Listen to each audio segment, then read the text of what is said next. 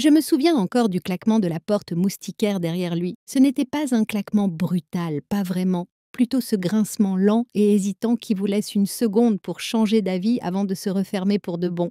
Il ne s'est pas retourné.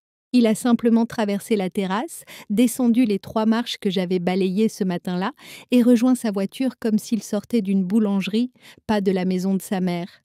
La dernière chose qu'il m'a dite, ce qu'il a lâché à mi-voix avant de refermer la portière, c'était « Tu ne m'as pas bien élevé ». Je n'ai rien répondu, non pas parce que je ne pouvais pas, mais parce qu'en moi, quelque chose s'est tu, comme une porte qui se ferme à l'intérieur de la poitrine. Il est parti et je suis restée là, à la fenêtre, à regarder la poussière retomber derrière ses pneus.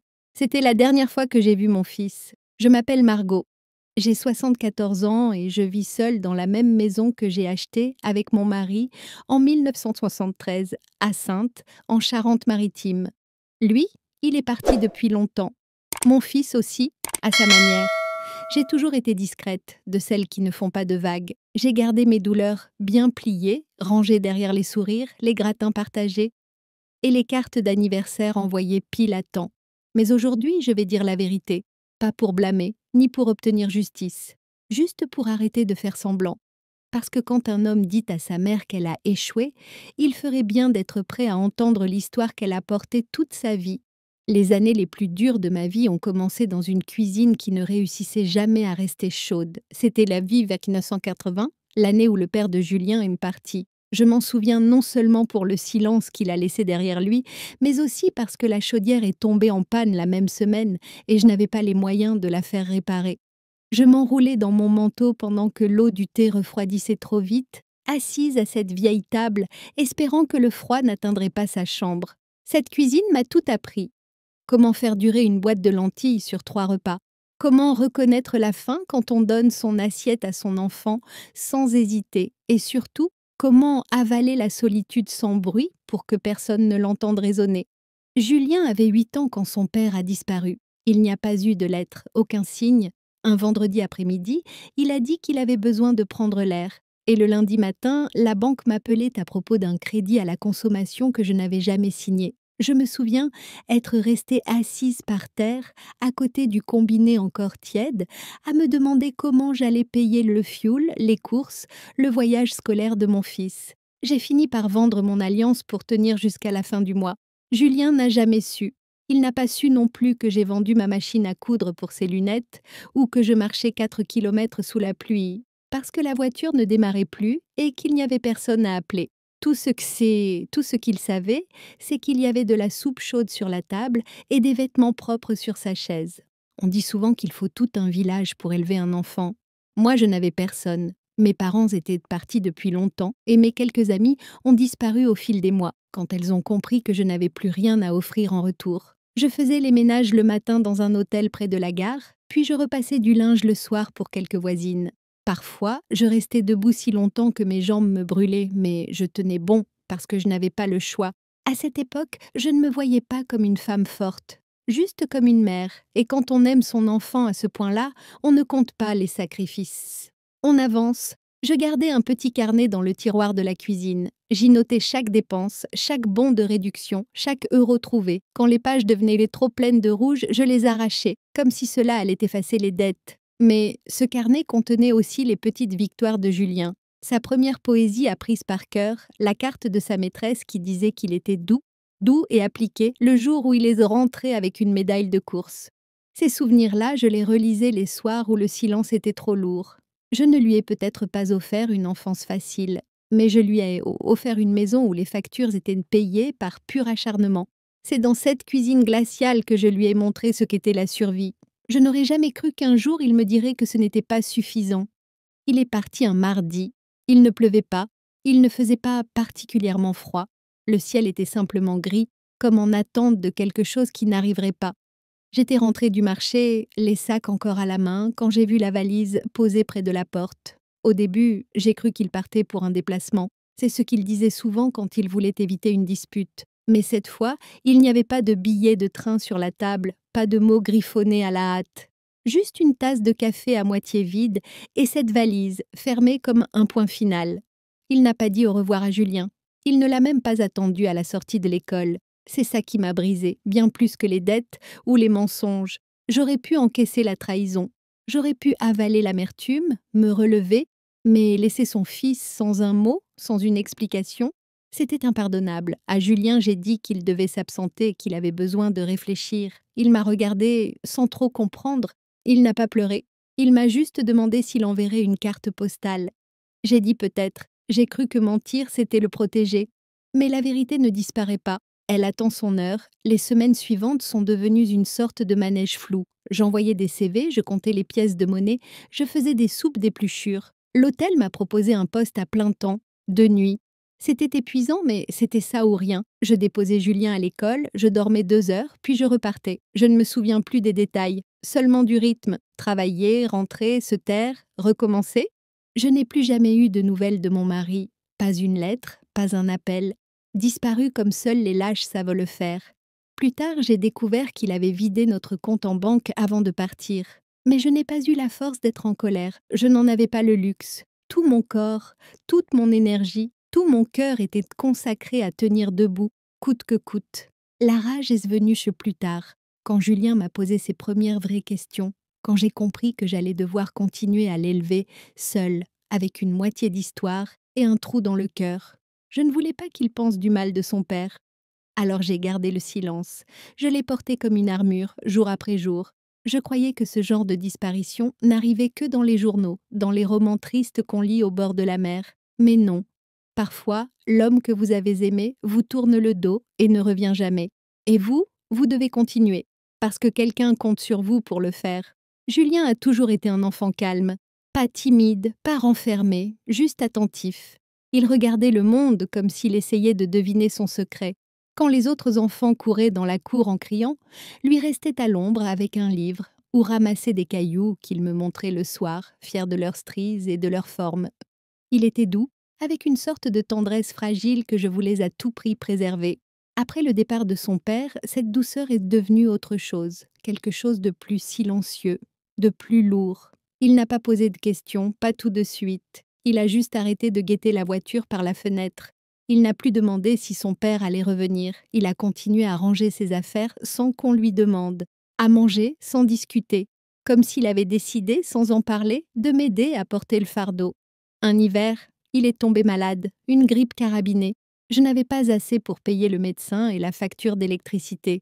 Je me suis retrouvée dans la pharmacie du quartier, une boîte de Doliprane dans une main, un bidon d'huile de chauffage dans l'autre. J'ai choisi le médicament. Cette nuit-là, je l'ai enveloppé de toutes les couvertures que j'avais et je suis restée à côté de lui, assise par terre, veillant à chaque respiration. Il n'a jamais su combien de fois j'ai dû choisir entre son confort et ma santé. Il était si fier le jour où il a ramené son premier bulletin avec les félicitations. Il est rentré avec cette feuille pliée dans la main, un sourire grand comme ça. Je n'avais pas un sou pour fêter ça. Alors j'ai fait un gâteau avec ce qu'il restait au fond du placard. Il était sec, mal cuit, mais je l'ai décoré avec une bougie et j'ai chanté. Il a ri, ce genre de rire qu'on n'oublie pas. J'ai gardé ce bulletin dans mon tiroir pendant des années. Il me rappelait que même sans argent, je faisais quelque chose de bien. Mais les enfants grandissent. C'est le piège de la maternité. On leur donne tout, et un jour, ils décident ce qu'ils veulent en faire. Julien a commencé à parler d'université, de ce que les autres avaient et que lui n'avait pas.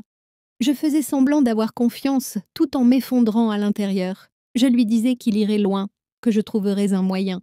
Et je le pensais, de tout mon cœur. Mais parfois, je sentais une ombre dans son regard, comme s'il m'en voulait sans savoir pourquoi. Peut-être que j'ai trop bien caché la vérité. Peut-être que je lui ai donné l'illusion de la stabilité au lieu de lui montrer le prix qu'elle coûte. Mais à l'époque, ça me semblait juste. L'amour, pour moi, c'était ça. Tout faire pour qu'il ne sente pas le froid, même si c'était moi qui en frissonnais la nuit. La première fois que j'ai rencontré Claire, elle portait du rouge à lèvres vifs et des escarpins trop hauts pour venir saluer la mère de son copain dans un petit appartement HLM. Julien entamait sa 2e année à l'université de La Rochelle et j'avais mis de côté tout ce que je pouvais pour l'aider à acheter ses manuels. Il l'a ramenée pour le déjeuner du 11 novembre. Elle a à peine touché au gratin, a passé la moitié du repas à consulter son téléphone sous la table. J'ai essayé de ne pas juger. Elle était jeune, élégante, sûrement intimidée, mais il y avait autre chose. Un regard froid, distant. Elle observait les murs, les rideaux, la nappe, comme si elle évaluait tout ce qui n'était pas à son goût. Claire n'a pas grandi comme nous. Elle venait d'une famille avec des maisons de campagne et des cuisines ouvertes. Elle m'a dit un jour qu'elle n'avait jamais partagé sa chambre avec sa sœur, qu'elle n'avait jamais entendu ses parents se disputer pour de l'argent. J'ai pensé que ça devait être agréable, et puis elle a dit que mon appartement était authentique, avec ce ton poli qu'on utilise pour ne pas dire pauvre. Julien n'a rien vu, ou bien il a vu, mais il n'a rien dit. Plus leur histoire avançait, plus Julien s'éloignait de moi.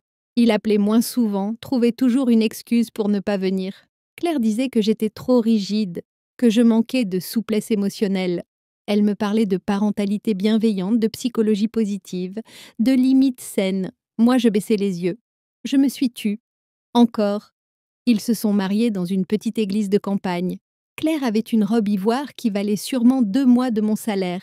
Sa famille remplissait les premières rangées. Moi, j'étais seule au fond. Personne ne m'a demandé de faire un discours. À la fin de la cérémonie, la mère de Claire a porté un toast sur les familles solides. J'ai levé mon verre, silencieusement. Claire m'a dit alors, en me regardant droit dans les yeux, « Merci d'avoir fait de Julien un homme autonome. » Cela sonnait plus comme un adieu que comme un compliment. J'ai commencé à venir moins souvent, pas parce que j'étais indésirable, mais parce que je sentais que ma présence mettait tout le monde mal à l'aise. J'apportais des plats, puis des livres pour leur fille, puis plus rien. Et un jour, j'ai compris que mon fils ne me tendait plus la main. Il en tenait une autre, celle de Claire. Au début, c'était discret. Un appel manqué, un message auquel on répondait 2 jours plus tard. Je me disais qu'ils étaient occupés, avec leur travail, leur fille, la vie. Puis est venu le premier anniversaire oublié, le message de Nouvel An jamais envoyé, le Noël où j'ai dressé la table pour 3 et où personne n'est venu. J'ai fini par noter les absences dans un petit calendrier accroché à la porte du frigo. Pas pour me faire du mal, juste pour ne plus douter de ce que je ressentais. Claire a commencé à parler à ma place. « Nous avons décidé, » disait-elle. « Julien et moi avons pensé que… » Je me contentais d'écouter, en silence, mais chaque mot me grignotait un peu plus. Après chaque appel, je restais assise dans la cuisine, les mains jointes, à fixer le vide. J'imaginais ce qu'il disait de moi quand je n'étais pas là. Trop vieille, trop rigide, trop simple. Je les entendais dans ma tête. Et Julien, il laissait faire. Quand Camille est née, j'ai cru que tout changerait. La première fois que je l'ai tenue dans mes bras, mon cœur s'est serré. Elle avait les yeux de Julien, grands et curieux, et ses petits doigts s'accrochaient aux miens avec une confiance absolue. J'ai tricoté une couverture pendant des semaines, en choisissant chaque pointe avec soin. Claire m'a remercié poliment. Plus tard, j'ai vu la couverture rangée sur une étagère, encore pliée. À la place, un plaid en coton bio avec des étiquettes écologiques. Je devenais un objet décoratif. On m'invitait aux anniversaires, aux fêtes scolaires, mais toujours à la dernière minute, toujours comme un supplément. Je me souviens avoir apporté des sablés faits maison à l'anniversaire de Camille. Personne n'y a touché. Sur la table, des cupcakes sans gluten et des gâteaux de pâtissier, alignés comme une vitrine. Julien n'a rien dit. Il a juste souri d'un sourire vide. Un jour, alors que Camille avait de la fièvre, j'ai proposé un vieux remède que ma propre mère m'avait transmis. Claire m'a répondu, un sourire crispé aux lèvres. « Nous préférons suivre les conseils de notre pédiatre. » J'ai hoché la tête. J'ai toujours hoché la tête. Mais en moi, quelque chose s'est replié. Julien m'a dit un jour que je lui avais donné les moyens de se débrouiller seul. Ce qu'il voulait dire en vérité, c'est qu'il n'avait plus besoin de moi. Les fissures et vicieuses étaient là depuis longtemps. Je ne voyais juste pas que la maison dans laquelle j'existais encore s'écroulait doucement. C'était un dimanche d'avril. Je m'en souviens à cause des fleurs de cerisier qui tapissaient la cour, comme si le printemps voulait faire oublier tout le reste. Julien m'avait appelé 2 jours avant, disant qu'il voulait passer me voir, seul. Il avait une chose à me dire. J'avais nettoyé la cuisine, préparé du café, sorti un paquet de petits beurres. J'avais même mis une nappe blanche, celle que je garde pour les jours spéciaux. Quand il est arrivé, il ne m'a pas embrassé, pas même un sourire, juste un hochement de tête et le bruit de ses chaussures sur le carrelage. Il n'a pas touché au café. Il s'est assis face à moi, les bras croisés. Et il a commencé à parler de limites, de nouveaux modèles familiaux, de l'influence de Claire. J'écoutais sans savoir où cela menait. Mes mains étaient posées à plat sur mes genoux. Puis il l'a dit. « Tu ne m'as pas bien élevée. » Comme s'il annonçait la météo. Il a expliqué que je l'avais rendu trop dur, trop distant. qu'il apprenait maintenant à exprimer ses émotions, à offrir à sa fille ce que lui n'avait pas reçu. Il m'a dit que j'avais été trop fermée, trop froide, que j'avais failli à l'essentiel. Je n'ai pas pleuré, je n'ai pas cligné des yeux. Je suis restée droite, mais en moi, quelque chose s'est effondré. Je pensais aux nuits passées à lui masser les jambes quand il grandissait trop vite, au matin où je sautais mon petit déjeuner pour qu'il ait de quoi manger à la cantine. Je pensais à tout ce que j'avais sacrifié, sans jamais le dire. Il m'a regardée, attendant une réponse, peut-être même une excuse. J'ai dit simplement que j'avais fait de mon mieux, avec ce que j'avais, que l'amour, parfois, prend la forme du silence, du travail, de la constance. Il a baissé les yeux, puis il s'est levé, a remercié pour le café qu'il n'avait pas bu, et il est reparti. Je ne l'ai pas suivi. Je suis restée là, seule à la table, les biscuits encore intacts. Et c'est là, dans ce silence trop net, que j'ai compris que mon fils ne voyait plus en moi que ce qu'il avait décidé de ne plus aimer. C'est Camille qui m'a ramenée à moi-même, sans le savoir. Elle avait 9 ans, les cheveux attachés en queue de cheval et un air décidé. Je ne l'avais pas vue depuis près d'1 an. Claire avait cessé de m'envoyer des messages. Julien, lui, gardait ses distances. Je m'étais habituée au silence, à ce vide qui se remplit de souvenirs. Je n'attendais plus rien. Et puis, un samedi après-midi, j'ai ouvert la porte pour descendre la poubelle et je l'ai vue. Assise sur les marches, son sac à dos posé à côté, les joues roses d'avoir pédalé. Elle m'a regardée avec un grand sourire. « Bonjour, mamie », a-t-elle dit, comme si on s'était quitté la veille. Je ne lui ai pas demandé si ses parents savaient. Je n'ai posé aucune question. Je l'ai simplement laissée entrer.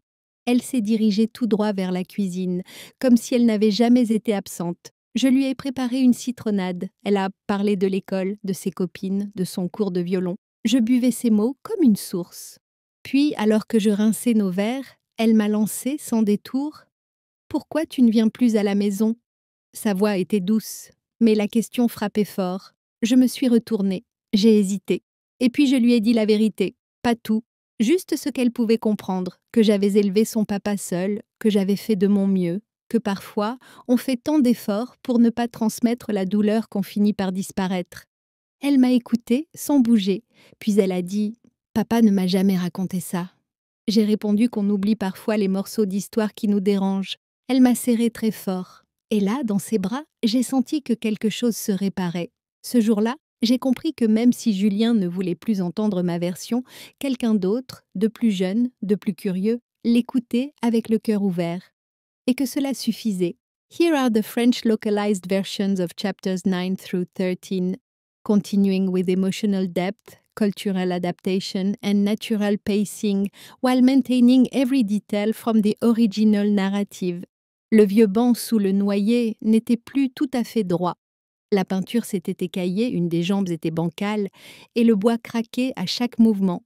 Mais c'était là que je m'asseyais quand Julien était petit, pour le regarder faire des allers-retours à vélo ou creuser des trous dans le jardin à la recherche de trésors. C'était aussi là que je venais les soirs d'angoisse, emmitouflée dans une couverture, à fixer les branches au-dessus de moi en cherchant des réponses. Je n'y étais pas retournée depuis des années, jusqu'à ce jour avec Camille. Après notre citronnade, elle m'a demandé si on pouvait sortir un peu. J'ai dit oui, et on est allé dans le jardin.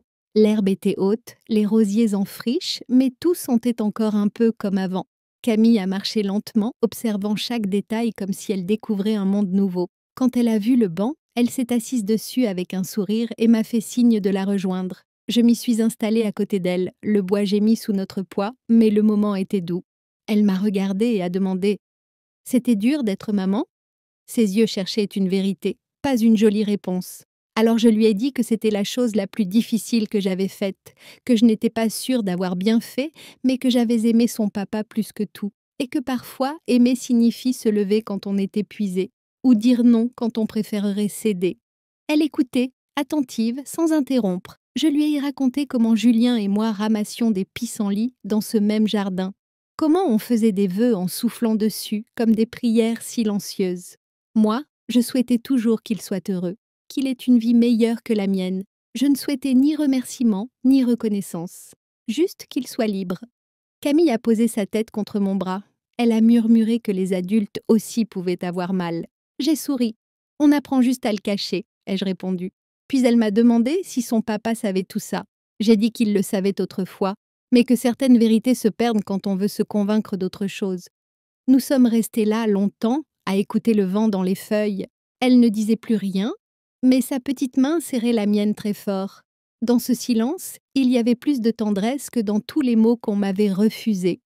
Je n'avais rien à lui apprendre, elle comprenait déjà que la vérité a un poids, que le silence n'est pas toujours une fuite, et que parfois, un vieux banc peut être le lieu exact où tout recommence. Le lendemain matin, Camille m'a regardée d'une manière différente. Ce n'était ni la tristesse ni le doute. C'était plus profond, comme si, soudain, elle voyait en moi non pas juste une grand-mère, mais une femme entière, avec une histoire. On a pris le petit déjeuner ensemble, de la semoule au lait, avec un peu trop de sucre, et une banane coupée en morceaux. Elle m'a demandé si elle pouvait rester un peu plus longtemps. J'ai dit oui, bien sûr. Je ne lui ai pas demandé si ses parents étaient au courant. J'avais décidé que la vérité prendrait le chemin qu'elle voulait. Elle a arpenté la maison comme une exploratrice. Elle a trouvé l'album photo rangé sous la table basse. L'ancien, avec ses pages jaunies et ses coins écornés. Elle s'est assise en tailleur sur le tapis, tournant les pages lentement, les yeux brillants. Julien déguisé en pirate, Julien avec une dent en moins, Julien tenant une maquette d'avion. Je me suis assise à côté d'elle, racontant les histoires derrière chaque photo, une à une. À un moment, elle a pointé une image de Julien à 10 ans, devant un petit projet de science bricolé avec des bouts de ficelle. Je m'étais creusé la tête pendant des heures pour l'aider à expliquer les leviers et les poulies. Il n'avait pas gagné ce jour-là, mais il était si fier. Camille m'a demandé pourquoi il ne lui avait jamais parlé de tout ça. J'ai dit que peut-être c'était trop loin pour lui, ou peut-être qu'il préférait se souvenir autrement. Elle est restée silencieuse un moment, pensive. Plus tard, en rangeant ses affaires, elle s'est arrêtée dans l'entrée et m'a demandé si je pouvais lui raconter encore d'autres histoires, la prochaine fois. J'ai dit oui, toutes celles qu'elle voudra. Elle m'a serrée dans ses bras, fort, longtemps. Puis elle a enfourché son vélo et a disparu au coin de la rue, les cheveux flottant derrière elle. Je suis restée sur le pas de la porte, longtemps après son départ. Mon cœur était lourd, mais ce n'était plus la même lourdeur. C'était celle de la vérité, de ce qu'on dépose enfin après l'avoir porté seul trop longtemps. Julien ne voulait peut-être plus m'entendre, mais Camille, elle, avait tendu l'oreille. Il y a des choses qu'on ne répare pas avec des discussions. Il y a des héritages qui ne se transmettent que si la génération suivante ose regarder de plus près. Camille posait des questions, maintenant. Des questions auxquelles je n'avais plus besoin de répondre à la place de son père. Mon silence avait enfin trouvé une voix. L'appel est arrivé 2 jours plus tard. J'ai reconnu la voix de Claire avant même qu'elle dise son prénom. Elle parlait vite, sèche, comme quelqu'un qui veut garder le contrôle. Elle n'a pas demandé si Camille était bien rentrée. Elle a dit directement « Camille nous a raconté ce que vous lui avez dit », comme si elle énonçait un délit. Je suis restée calme. J'ai attendu qu'elle termine. Vous n'aviez pas le droit de lui parler de tout ça. Ce n'était pas à vous de raconter cette histoire. J'ai répondu que Camille m'avait posé une question et que j'avais simplement répondu, avec sincérité, sans rancune. Claire a soupiré, un long soupir agacé, comme si elle parlait à une enfant têtue. Elle m'a accusée de semer la confusion, d'aller à l'encontre de leur manière d'éduquer. J'ai écouté sans répondre. Ce n'était pas une discussion, c'était un rappel à l'ordre. Ce qui m'a frappée, ce n'était pas tant sa colère. C'était l'absence de Julien. Il n'a pas pris le téléphone. Il n'a pas écrit. Il a laissé Claire gérer, comme toujours. J'ai imaginé leur soirée. Lui, silencieux, repliant son journal. Elle, en train de parler pour deux. Et j'ai compris que je n'avais plus rien à attendre. Mais ensuite, les lettres sont arrivées. Des petits mots, maladroits et colorés, écrits en lettres rondes avec des feutres. Le premier disait « Merci de m'avoir parlé des livres préférés de papa. Je veux les lire aussi. » Le suivant « Tu as encore la couverture que tu as tricotée ? J'aurais dû la prendre. » Puis « Pourquoi les adultes n'aiment pas parler des choses difficiles ? Moi, je trouve que ça fait du bien. » Les questions de Camille n'étaient jamais accusatrices. Elles étaient douces, ouvertes, curieuses. Elle ne voulait pas refaire l'histoire. Elle voulait juste comprendre. Et dans chaque lettre, chaque dessin collé au coin d'un papier, je sentais qu'elle me redonnait quelque chose. Une place, une voix, un fil tendu entre 2 générations. Je ne répondais pas tout de suite. Je relisais ces mots, souvent. Je les gardais dans une corbeille près de mon fauteuil. Julien ne voulait plus entendre. Mais sa fille, elle, posait des mots sur ce que moi, je n'avais jamais osé dire. Je n'avais plus besoin de me justifier. Camille demandait, et Julien devait maintenant répondre. Sans bruit, sans cri, juste en se regardant dans un miroir que je n'avais même pas eu besoin de tenir. Sa fille le faisait à ma place. La maison n'avait jamais été aussi tranquille, pas vide, pas tout à fait, mais pleine de ce genre de silence qui reste une fois que tout a été dit. Je continuais mes habitudes comme avant, le thé du matin sur le balcon, l'arrosage des plantes qui poussent à leur rythme, sans ambition. Les planchers grinçaient toujours autant, mes genoux aussi. Mais je ne regardais plus le téléphone en me demandant s'il allait sonner. J'avais arrêté d'espérer, et pourtant Camille venait toujours. Pas chaque semaine, parfois 2 passes, parfois une, mais quand elle arrivait, c'était sans prévenir. Jamais de message avant. Je levais les yeux de mon tricot ou de mon repassage, et elle était là, devant le portail, sac sur le dos, cheveux au vent. Elle arrivait comme une marée tranquille, douce et inévitable. On ne parlait pas toujours du passé. Parfois, on faisait une soupe ensemble. On lisait. Une fois, on a fait une tarte sans recette, juste avec ce qu'il y avait dans le placard. La pâte était cassante, la garniture trop sucrée. Elle a pris 2 parts en me disant que c'était la meilleure qu'elle ait jamais mangée. Elle apportait ses devoirs, des petits projets d'école, me demandait mes recettes, m'aidait à ranger le grenier. Et dans cette maison, quelque chose changeait. L'air était moins lourd, plus vivant. Ce qui m'étonnait le plus, c'était la simplicité de ses attentes. Elle ne voulait pas que je sois un modèle, ni un guide, ni une héroïne. Juste que je sois là, que je dise la vérité quand elle posait une question, que je reste quand elle restait. Et ça, je pouvais le faire.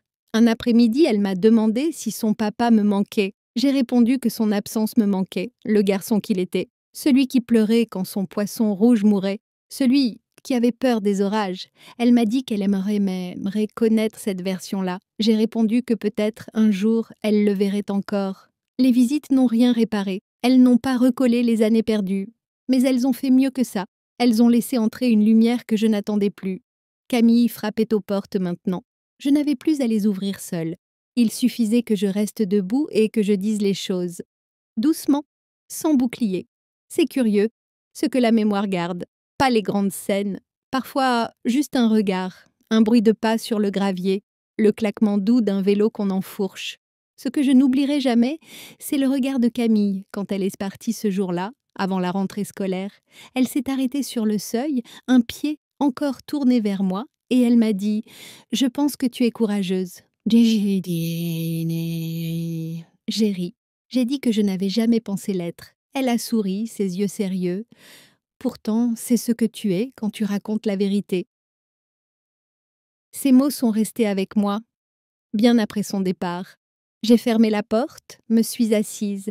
Toute ma vie, j'ai cru que le courage, c'était lever la voix, affronter les choses de face. Mais peut-être que c'était aussi ça, se lever chaque matin, cuisiner avec rien, aimer sans retour. Peut-être que ce genre de courage ne fait pas de bruit, mais qu'il pèse plus lourd. Julien ne m'a jamais rappelé. Pas une fois, et ce silence qui m'aurait autrefois brûlé me semblait désormais figé, une vérité, pas une blessure. Je n'avais plus besoin qu'il revienne, je n'avais plus besoin qu'il me donne raison. Ce que j'avais perdu, je ne le récupérerai pas, mais ce que j'avais gagné, personne ne pouvait me l'enlever. J'ai recommencé à écrire, pas pour publier, pour Camille, des recettes, des souvenirs, des fragments d'enfance. Des choses qu'elle pourrait relire un jour, quand elle serait grande, quand elle se poserait des questions sur ce qu'elle venait. Je ne voulais pas qu'elle oublie, je voulais qu'elle sache, pas seulement les faits, mais la force derrière les silences. Parce que la famille ne vit pas uniquement dans les photos ou les repas. Parfois, elle survit dans les choses qu'on ne dit jamais, mais qu'on fait, dans les absences qui n'éteignent pas l'amour. Et Camille, sans le savoir, était devenue ce pont entre ce qui avait été et ce qui pouvait encore être. Je ne m'attends pas à ce que Julien vienne frapper à ma porte, mais s'il le faisait, je l'ouvrirai. S'il ne le fait pas, je resterai là quand même. Je ne suis pas un souvenir honteux à enterrer. Je suis la femme qui l'a élevé quand tout s'écroulait. Je suis la grand-mère qui a transmis plus que des histoires. Et Camille, avec son regard franc et son cœur ferme, est la preuve que certains héritages survivent à tout, même au silence. L'automne s'est installé lentement cette année-là. Les arbres du jardin ont pris la couleur du cuivre ancien et l'air du matin sentait la fin de quelque chose. J'ai ressorti mes pulls zébés, rangé les plus légers avec soin dans les tiroirs de la commode. Chaque geste m'apportait une forme de paix discrète, pas joyeuse, mais profonde. Le genre de paix qu'on ne remarque pas tout de suite, mais qui s'infiltre en vous doucement. Mes genoux me faisaient toujours souffrir, le plancher grinçait toujours à la même heure, mais je ne regardais plus le téléphone en espérant une sonnerie. Certaines blessures ne guérissent jamais vraiment. Elles cessent simplement de saigner. Je l'avais compris désormais. Julien n'avait pas rappelé, Claire non plus. Peut-être que la conversation que j'avais eue avec Camille avait semé quelque chose chez eux. Ou peut-être qu'ils avaient refermé le couvercle, bien serré. Je n'avais plus envie de savoir. Ce que j'attendais ne viendrait pas. Et ce que j'avais trouvé valait bien davantage. Ce qui me restait, c'était des choses simples.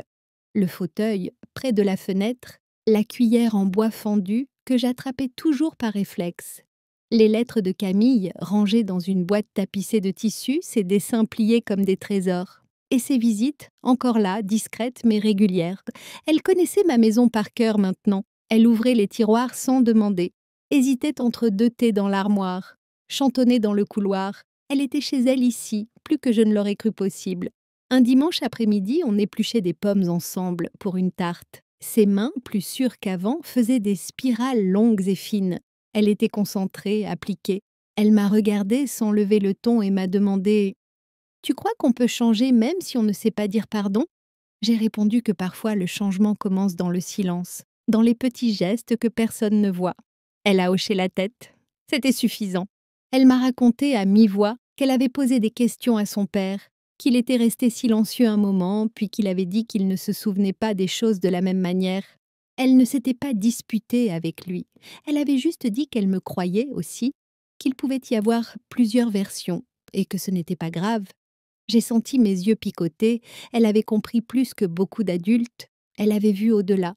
Quand elle est partie ce soir-là, elle s'est arrêtée sur le pas de la porte. Elle m'a regardée avec intensité. « Je crois que tu m'as donné quelque chose d'important », a-t-elle dit.